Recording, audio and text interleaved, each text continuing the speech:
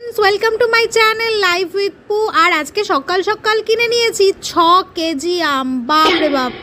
তারপরেই তো রেডি হয়ে গিয়েছিলাম স্নান টান করে, কারণ আজকে যাব লাঞ্চ ডেটে। অনেক দিন পরে আজকে লাঞ্চ ডেটে যাব। এখন যখনই কোনো ডেট হয় তখনই সেটা ডিনার ডেট হয়ে যায়। তো আজকের আমার আউটফিট দেখিয়ে দিলাম। আজকের OOTD আজকে একটু অন্যরকম সাজবো, একদম ইন্ডিয়ান লুকে। সব সময় সাজা হয় ওয়েস্টার্ন লুকে, কিন্তু আজকে সাজবো ইন্ডিয়ান লুকে।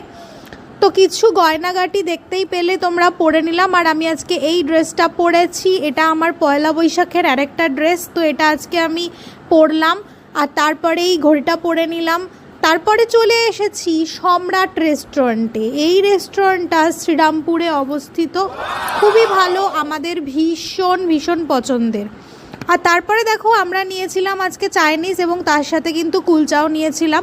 আমি একটু এরকম অদ্ভুত কম্বিনেশনে খাওয়া দাওয়া করি। আর তারপরে খাবারটা আমি নিজে নিজে সার্ভ করে নিচ্ছিলাম।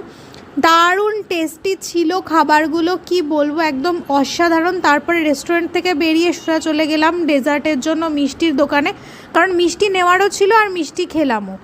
আজকের ভিডিওটা ভালো লাগলে টুক করে একটা সাবস্ক্রাইব করে দিও, কেমন? আজ তাহলে আসি, টাটা।